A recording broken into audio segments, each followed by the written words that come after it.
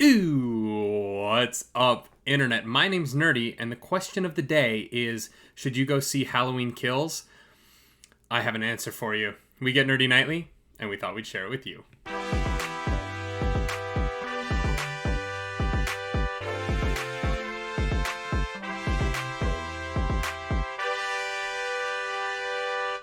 That is right. Welcome back to the channel. Today we are reviewing the new Halloween Kills, the probably 87th movie in this franchise, and the sequel to the second attempt to make a sequel to Halloween 2 that is not a reboot, because we already had the reboot, but this is the original timeline. This franchise is a mess, but so is this movie, so I guess... Sorry to lay it out on the table just right at the top there, but this movie is coming out this weekend, a couple of weeks ahead of Halloween, and Jamie Lee Curtis is back as Laurie Strode. She is in her small town. The name of that town escapes me, despite the fact that they say it like 85 times in this movie, along with some other repeated phrases that we'll get into later in the review. This will be mostly non-spoilery. I will tell you when I talk about some spoilers at the end of the video that I have to get off my chest after seeing this film. But Jamie Lee Curtis is back, so is most of the cast of the last Halloween movie, as well as some new cast members, a lot of whom are playing characters that we saw in the original Halloween movie way back in the late 70s, and they've aged them up. I don't believe it is the original actors, although in some cases it might be. I didn't look it up, and I should have, and that's on me. But you know what? I am not going to put any more effort than necessary into talking about this movie, because it is another film in a line of, I think, disappointing films, honestly, for Halloween film fans. I'm a big fan of this franchise. I love the original two Halloween movies, and then it's really tough after that. I think that this franchise does a lot of work to make Michael something more than just a man with a knife. And this is another movie that did that in a way that was a little bit more grounded than past attempts. There wasn't, a big cult. There wasn't anything like that. But it still brought back this idea that, like, Michael can take more punishment than the Hulk at times. And because of that, this movie, it's a little goofy. And it's also a little gory. And it's also not scary. And those three things combined, in my opinion, make for a bad Halloween movie. The Michael Myers that I am familiar with is a predator on a mission who kills and leaves the bodies behind. That Michael is gone. Now, and this is not a spoiler for the plot of the movie because it is never even brought up in the movie. Characters keep finding this and no one even mentions it. There's not a single line in the entire film that brings up the fact that at this point in Michael Myers' life, for some reason, he likes to create tableaus, comedic, like laugh line tableaus, out of the dead corpses of the people that he has killed. That's never been a feature of this character in any movie that I can remember. And yet this film decided to undercut every moment of true horror that you get out of Michael Myers by then showing that he went around and made like a funny shot. He took their bodies and he was like, oh, wouldn't it be funny if... And I'm like, why?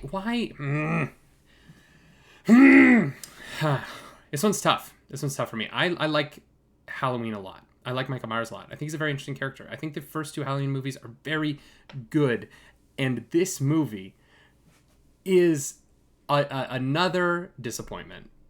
And I'm trying to put into words why that is. And I feel like I'm not doing a good job. So let me try harder. Halloween Kills is a direct sequel to Halloween, which is technically Halloween 3, right? If we're following the original timeline, we have Halloween 2, and then we have Halloween, I think it's 2018. That movie is a direct sequel to Halloween 2, and in it, they brought back Jamie Lee Curtis for a very grounded, very streamlined, very focused take on Michael Myers. And that focus gave this movie, a motion and a drive that really like dragged you through to the end, right? You were just on a ride and it never stopped, and it just felt like the roller coaster left the station and there was nothing you could do till you got back to that station. The credits were going to come eventually, but you were barreling towards them. I don't understand why, in sequelizing that very, very successful, much cheaper probably, and much smaller, very contained take on this character, in this sequel, they decided to make this about every single possible person they could find in town, and why they decided to cut to every single thing that every single character was doing, even in the middle of Michael Myers' kills. Like, there were moments where you had the horror moment going on, you had the kill going on, and for some reason the edit decided to cut to something going on across town, or someone driving, or a flashback, or this or that. And so the whole film has this very odd structure of building to gore, not horror, but gore and viscera and violence from Michael. He's not scary, he's just kind of gross. There's a lot of blood, there's a lot of over the top kind of, Saw-esque kills in this that are fun in the moment, but ultimately less satisfying, I think, than the true horror of past Michael Myers stories that have been really successful.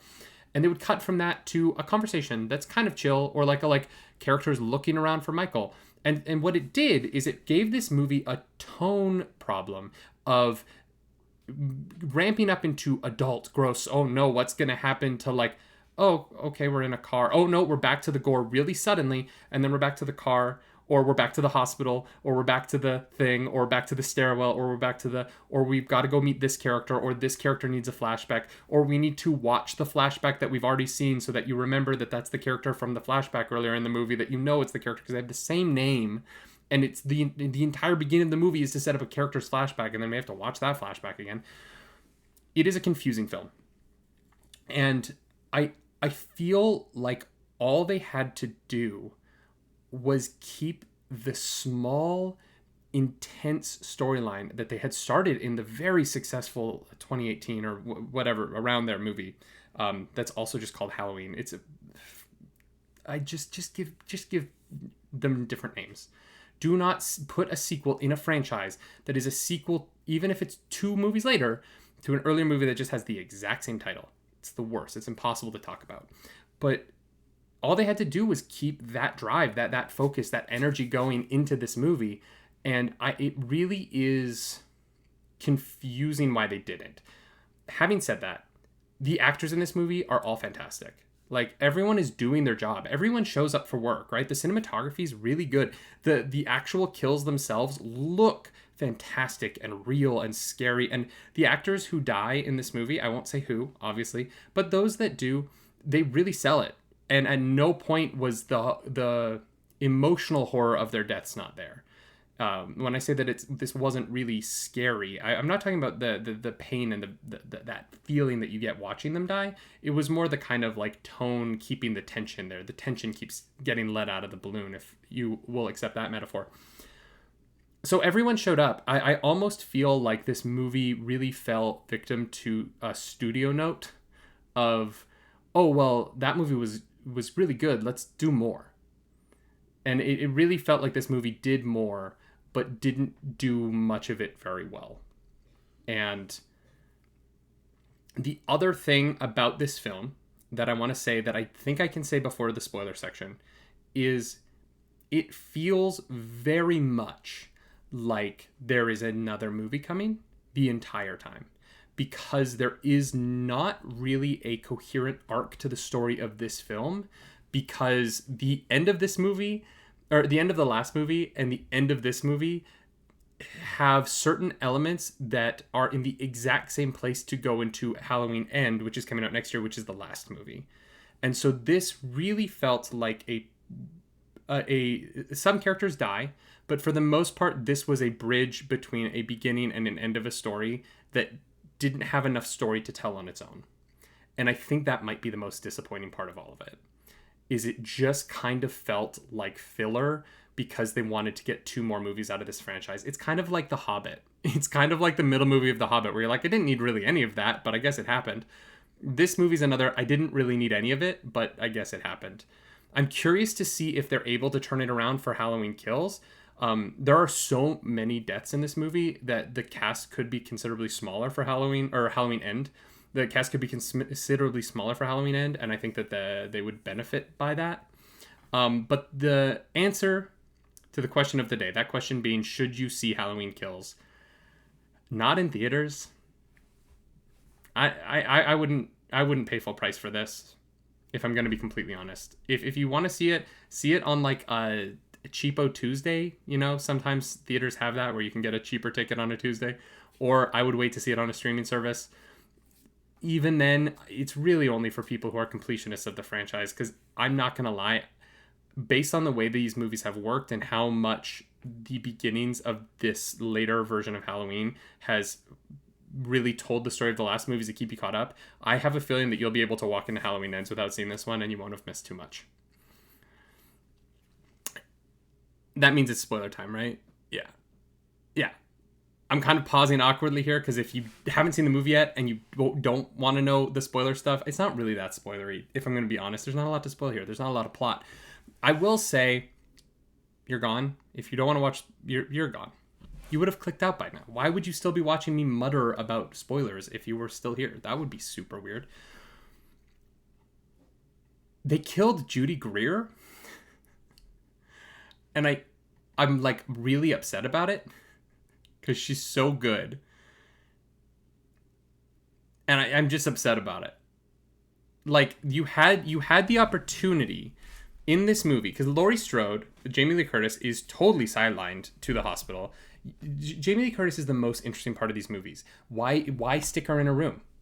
Find a way for her to not be in that room the whole movie, because it's really, really weird to have your main character be completely unavailable for the film that you're making, and instead have your main characters be all of these adults who we don't know, who are just suddenly very important to the storyline, but we don't know them.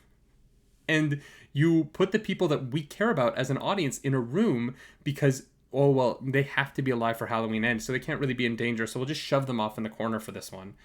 Which is part of the whole, this movie doesn't feel all that important to the plot of the overall franchise, other than the fact that they killed Judy Greer. And I'm upset because I love her. And she deserves better roles than what she gets. Judy Greer is more than just the concerned mom on the phone. Hollywood. She's so good. The other thing about this movie is that the town. I didn't talk about it much in the review because I don't know how to talk about it without spoiling the only thing in this movie that feels like plot. But the town in this film, and by that I mean the people who are all about the like evil dies tonight and all of that, they are goofy. Like, it's funny. It became hilarious to me every time someone said evil dies tonight. And I think it was supposed to be serious. I think it was supposed to be the like, oh yeah, get me on board. But I was just kind of like, what are you doing? Why are people chanting this? And that feeling never really went away from me.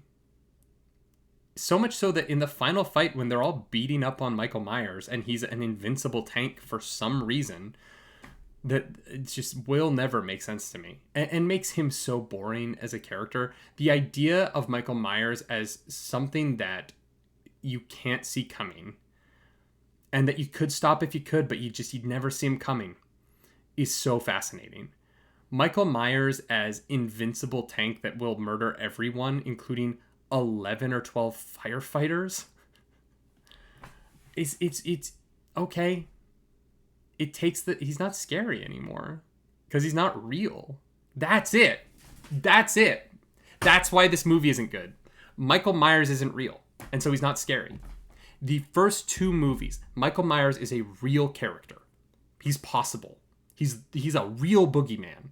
This movie makes him, the boogeyman, the story that you tell your children at night to scare them a little bit. But the kids know. They know there's not an invincible man who can get stabbed and shot and all of that stuff. As soon as you take him there in these movies, all right, I guess they'll find the magic thing in the next movie, but we're just waiting for them to figure out magic.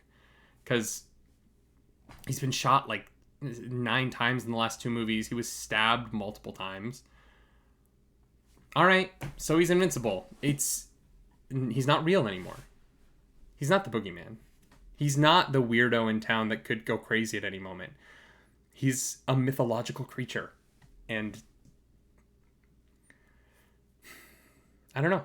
He's just a mythological creature in a bad Halloween mask. And that's what this movie did to a character that really should be one of the dominant Halloween slashers. But they just keep making movies that make him silly. And as a fan of this franchise and as someone who really wants it to succeed, that is disappointing to me. And I wanted to like this one so bad, and I just didn't. But I liked all the people in it. I liked how it was shot. The action in it, all that stuff, really good. The tableau stuff looked great. It didn't make any sense that Michael would do that, but it looked good. This has gone on too long. I've just been complaining about this movie for almost 60 minutes. So if you got all the way to the end, congratulations. You are a special kind of person. If you like this video, like and subscribe to the channel. If you don't like this video, that's fine. You might be a big Halloween fan who just loves it all no matter what. I hope that you enjoyed this movie more than I did. I genuinely do. If you love this franchise, I hope that you got what you wanted out of this movie.